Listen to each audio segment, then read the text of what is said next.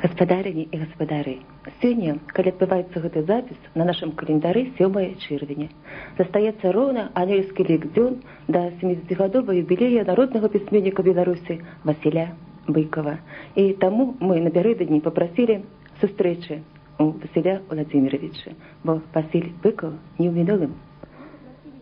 Василь Владимирович, мне здаецца, што вы заўсёды імкнуліся быць ісці ў нагу з часам не таму, што хацелі паспець за ім, а менавіта стрымліваючы сябе, каб быць зразумелым нам. Я не памыляюся? Конечно, задача кожнага пісьменніка быць зразумелым, вот таму, што літаратура існуе все-таки ў пэўнай еднасці, нават метафізічнай еднасці з чытачом. І поэтому, конечно, увесь голос пісьменніка, усе яго творы дасылаюцца перш за ўсё да чытача. Іншая справа, што не заўсёды чытач спасцігае ідэі літаратуры, ідэі пэўнага пісьменніка, або наадварот, не заўсёды пісьменнік разумее, што трэба чытачу, грамадству, так сказать, на данном гістарычным этапе. Ну, тут пэўная дыялектычная, так сказать, еднасць і процілегласць, якая, відаць, спадарожнічае літаратуру ўвесь час яе існавання. Василь Владимирович, сапраўды, асабліва ў перыяд самавызначэння нацыі, культура не толькі апераджае працэсы, які адбываюцца ў грамадстве, але падчас прадвызначае іх. Ці, скажам, не маглі б вы асэнсаваць стан сённяшняй культуры і што за гэтым можа быць у нашым грамадстве? Безумоўна, культура – это грунт. Грунт – это гумус, так сказать, грамадства. Але так ужо уладкавана, відаць, у гісторыі, што гэты гумус, гэты грунт не заўсёды ў кожным грамадстве, так сказать, аднолькавы.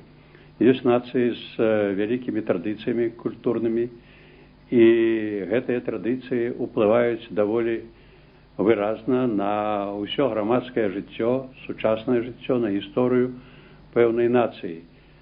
Іншая справа, калі гэты пласт тонкі, калі у культуры напрацавана па розных прычынах напрацавана нешмат, або, так сказать, там ёсць нейкія фальшывыя пласты, тады, конечно, уплыў такой культуры на грамадскае жыццё незначны.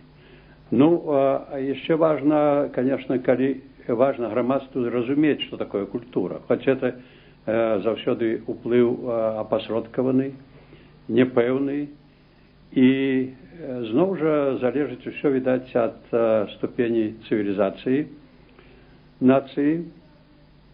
І именно там, дзе гэта разуменне глыбокае і пэўнае, там ідуць і пэўныя працэсы, цывілізаваныя працэсы, так сказать, которые прыводзяць да пэўных эканамічных і самых розных іншых вынікаў.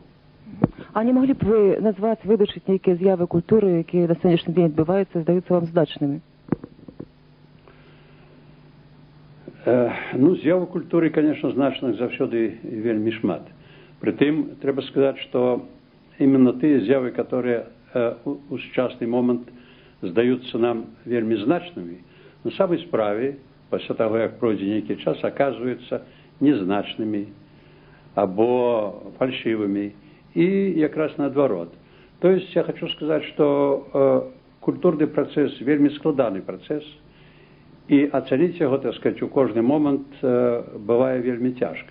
Але справа ў тым, каб, ну, это уже залежыць ад грамадства, палітычнага ладу, каб не перашкаджаць именно натуральнаму працэсу развіцця культуры. Таму што вопыт паказвае, там, дзе чыніцца гвалт над культурай, дзе ідзе пэўная рэгламентацыя з боку ўлад, або грамадства, неважна якого, тоталітарнага ці нават дэмакратычнага, хаця ў дэмакратычнага грамадства это адбываецца радзей, там нічога добрага з культуры не атрымліваецца. Яна проста ў атмасферы рэгламентацыі і падаўлення, яна гіне. Василь Владимирович, вось у параўнанні з зусім нядаўнім часам У нас шмат змен адбылося ў нашай нацыянальнай культуры. Беларуская мова стала дзяржаўная, перавыдаюцца кнігі раней забароненых аўтараў, дэкларавана незалежнасць беларускай дзяржавы. І нават радаўніцы, асеннія дзяды, за якія нават на маскоўскіх могілках пацярпелі былі людзі, ўжо зараз чырвоныя дні ў нашым календары. Як вы лічыце, гэта павярхоўны працэс у нашай культуры альбо глыбінны? На працягу ўсёй нашай гісторыі, мабыць, культура не развівалася нармальна. У гэтым, конечно, наша вялікае няшчасце. Відаць, таму што нармальна не развівалася нацыя наогул. Уся яе гісторыя – гэта гісторыя процівстаяння, гісторыя трывання і, конечно, хаця і былі пэўныя перамогі. Тое, што адбываецца цяпер, натуральна, названа таким тэрмінам адраджэння, хаця я не ўпэўнены, што гэты тэрмін, так сказаць, абсалютны, відаць, ён адносны. Але ўся справа ў тым, што і працэс адраджэння, які быццам бы пачаўся, пачаўся ён напярэдадні і адразу пасля аб'яўлення незалежнасці Беларусі. Гэты працэс, конечно, ідзе з вялікімі перапынкамі, пераадольваючы, так сказать, вялікія цяжкасці на сваім шляху. І я баюся, што калі Беларусь такі страціць зачаткі, так сказать, сваёй суверэннасці, то гэты культурны працэс развіцця нацыянальнай культуры наогул спыніцца. А што трэба рабіць нам для таго, каб гэта нацыянальнае адраджэнне закончылася альбо проста стала росквітам беларускай нацыі, а не было чарговым гістарычным усплёскам у беларускай гісторыі? Гэта вельмі выразна відаць на прыкладзе хоць бы апошніх месяцаў наша грамадскае жыцця. Для сапраўднага адраджэння, перш за ўсё, беларускай нацыі і яе культуры, перш за ўсё, патрэбна дзяржаўнасць, суверэннасць этой дзяржаўнасці. Як мы бачым, якраз именно працэс дзяржаўнасці, будаўніцтва, так сказать, суверэннасці і знаходіцца пад найбольшай пагрозай. І калі нам не ўдасца утрымацца ў рамках незалежнасці, то, натуральна, кепскія будуць справы не толькі ў галіне культуры, але наогул увесь лёс беларускай нацыі будзе пад вялікім пытаннем. І наўрад ці гісторыя яшчэ ў 21 стагоддзі прадоставіць нацыі такі шанец, который выпаў ёй на канцы 20-го стагоддзя. Маю на ўвазе абвяшчэння незалежнасці. Все-таки гэта якасць, якой дабіваюцца нацыі і народы на працягу многіх стагоддзяў і вялізнымі высілкамі. У нас гэта адбывалася неяк надзвычай лёгка. І гэтая лёгкасць, відаць, завяла ўзман пэўную частку грамадства, можа нават і лідараў, так ці інакш, якія кіруюць краінай. І яны так лёгка могуць цяпер, так сказать, паступіцца, прадаць, здаць, адцурацца ад нашай незалежнасці.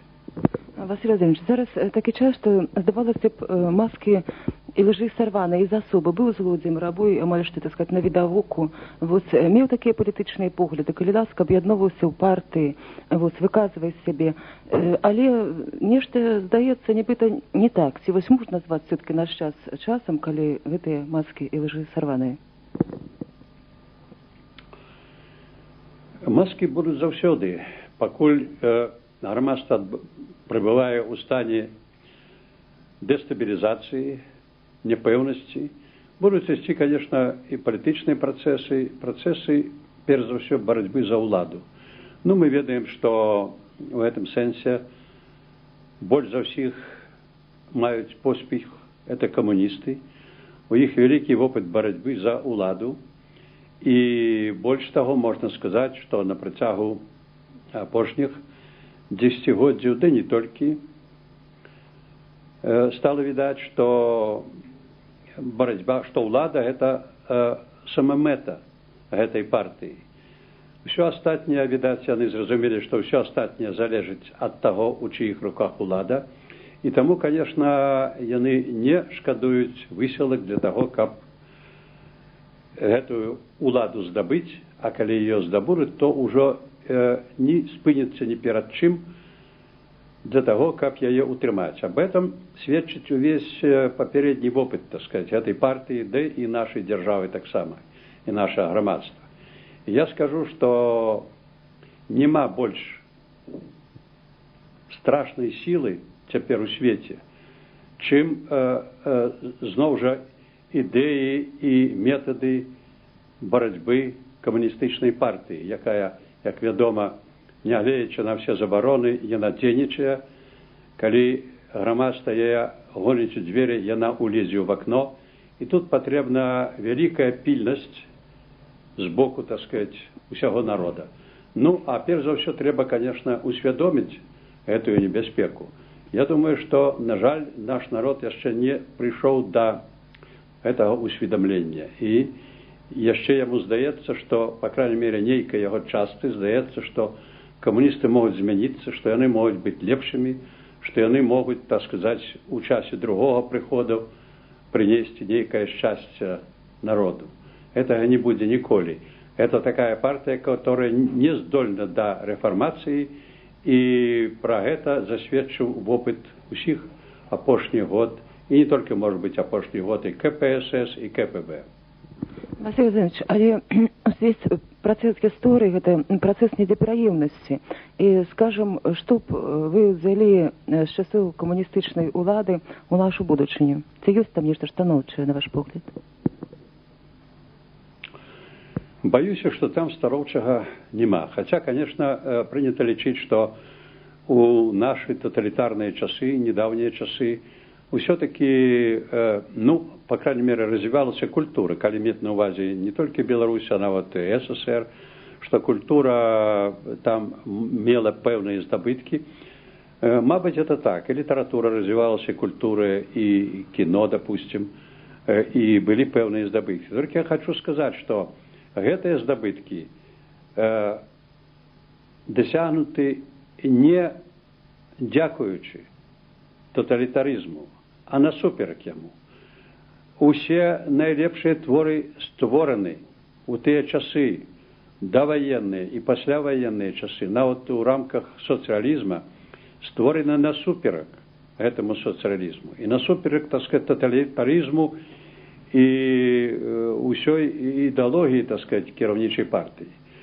Вот. Ну, безумоўна, трэба сказаць, што калі гаварыць пра прамысловасць, пра тэхналогію, то высокія тэхналогіі таксама былі створаны ў тыя часы. Толькі зноў жа, каму яны служылі, гэтыя высокія тэхналогіі нашай эканоміцы, нашай прамысловасці? Яны служылі вытворчасці зброі. Так што зброя, як вядома, у нас нароблена столькі, што цяпер трэба разбурыць другі раз эканоміку для того, каб яе панішчыць. Ну так вот, гэта ўсё прынята, по крайней мере, нават заходнімі спецыялістамі, палітолагамі, адносяць да поспеху тоталітарнай сістэмы. Но мне здаецца, што гэты поспех вельмі адносны. По крайней мере, ён антыгуманны. А тое, што сапраўды гуманістычнае, што скіравана на службу чалавецтву, тое створана насуперак нашаму тоталітарызму. И я бы хотела запытаться, вот вы великий мастак слова, чему вы пошли в политику? А я не пайшоў у палітыку. Я ж, як вы ведаеце, пенсіянер.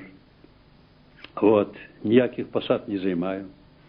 На выборы себе не улучшаю и не буду. Так что я никуда не пошел. Но другая справа, что просто теперь сумленный человек не может обойтись, так сказать, без того, как он, ну, по крайней мере, не вызначил своих отношений до того, что у нас отбывается. Так вот, я просто іншым разом выказываю свае адносіны, не больш таго. Я нікога не агітую, не прапаведую нейкіх ідэй, я выказваю свае адносіны як прыватная асоба.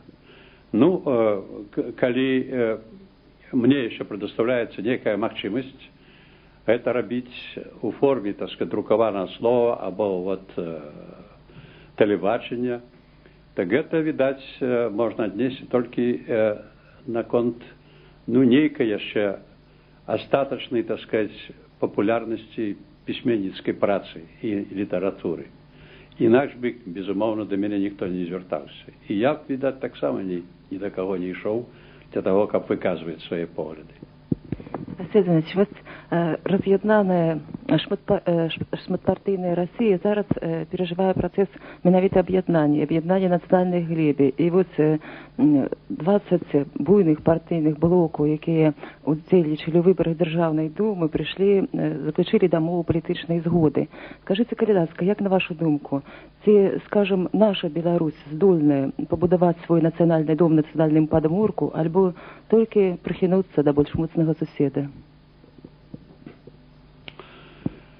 Да больш моцнага суседа прыхінуцца, это, відаць, метафора не надта дакладная. Справа ў тым, конечно, ў гэтым многія бачаць, так сказать, спакусу, именно спакусу, так сказать, больш моцнага суседа.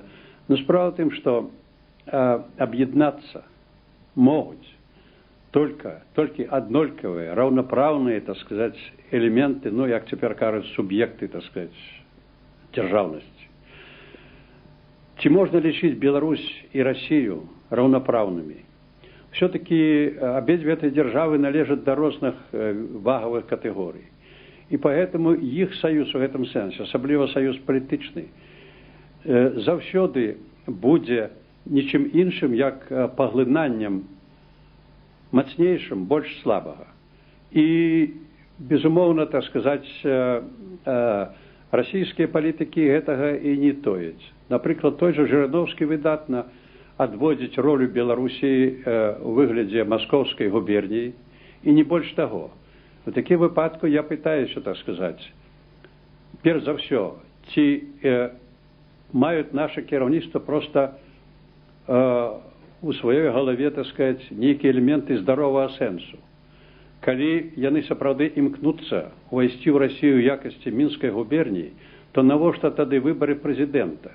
Ужо прэзідэнт ніяк не будзе, так сказаць, у мінскай губерніі. У мінскай губерніі будзе губернатар. І наўрад ці гэта будзе нехта з тых, хто цяпер, так сказаць, імкнецца стаць прэзідэнтам. Вот. Поэтому я, калі говорить, выказывать мои адносіны, так сказать, вельмі лаканічна до выбору, я хотел бы сказать, что это марная справа для тых, кто імкнецца именно прыхінуцца да больш моцнага суседа. Василь Владимирович, скажите, калі ласка, ці можа нам царква дапамагчы зараз у гэты складаны перыяд?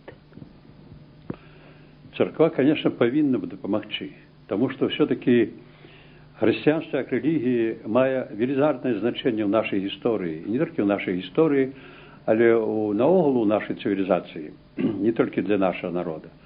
Но справа ў тым, што мне думаецца, што вот гэтыя гады, калі царква была все-таки за межамі яе ўздзеяння на свядомасць грамадства, яна нешта страціла. Перш за ўсё, страчана гэта непарыўнасць, так сказаць, пераемнасць рэлігійнага ўздзеяння, перш за ўсё, на народную мараль. І, відаць, цяпер, калі ўсё гэта пачалося быццам бы з прыцягам, пасля гэтага вялікага перапынку, мы бачым, што гэты перапынак именно, гэта пустое месца, так сказать, у нашай гісторыі, якое не было занята хрысціянствам, яно дагэтуль уплывае на сучасны стан, перш за ўсё, адносін царквы і грамадства, адносін кіраўнічых улад і царквы. Это вельмі важна. По крайней мере, грамадство не знайшло у царкве сучаснай таго, чаго яно чакала, і чым царква была у папярэднія, так сказать, тоталітарныя гады. Тут, безумоўна, шмат прычын, якія залежаць не толькі ад царквы і залежаць таксама ад грамадства. все-таки вихована на ідеях, так сказати, або у духу, так сказати, абсолютного атеїзму, неприйняття, так сказати, ніякої релігії, але есть, видать, певные хибы у церкви, которая не идя одразу прямо и с чистым сердцем и с Христовыми заповедами до народа. Все-таки яна, особливо яе иерархии, высшейшие иерархии, горнутся более до улады, чем до народа. И это, конечно, выкликает великий смуток сирот и верников, и атеистов. Василий Владимирович, вот як я пам'ятаю, мне распавядали про то, что наша делегация в вытворчестве была у Японии, и японцы, почувши, что люди приехали с Беларуси, кажут: о, Беларусь, хатынь, быков. Вот. И таким чином вы стали символом нашей Беларуси. Ці есть у вас свой властный символ Беларуси? Символ Беларуси, конечно, есть. Для меня, например, як для литератора, может быть, потому что для інших людей, інших категорий, классов, так сказать, могут быть іншие символы. Но мне здається, что самый святый и верный символ Беларуси – это все-таки Янка Купала. Это наш апостол, який нам світить усім своїм талентом народного поета, так само політичного діяча, божецьким, так сказати, талентом з минулого. Шкода, що у нас дагэтуль його кепсько вивчають, у нас його не ведають, апроч хіба спеціалістів, тому що наша літературна едукація, починаючи зі школи, усі ці годы коммунистичного тоталитаризму выключала многие и многие творы Купалы с системы нашей эдукации. Вот. А ён варты того, каб яшчэ свяціць надолго. И, конечно, головная его мета, як и многих, так сказать, с наших апостолов минулого, это была суверенность нашей краины. И вот гэтая яго мара до этого не сбылась, поэтому она застаецца историчной и политичной, и повинна, так сказать, вызначать всю деятельность нашей культуры, а может и политики на будущее. Поэтому, безумовно, для меня Купала – это великий символ нашей покутницы Беларуси. Дякую. Василий Владимирович, у меня был уже те человек, якого я вельми любила, и так и не поспела признаться ему в любови. Этот человек дал мне хлеб, дал жыццё, дал науку, и помираючи покинул заповед незалежности. Этот человек был мой батька. И сегодня, користаючись этим выпадком, я хочу сказать, что я просто счастливая, что была вашей сучасницей, что после смерти батьки мне было с кем звяраць свои думки и свое сумление. Дякую вам.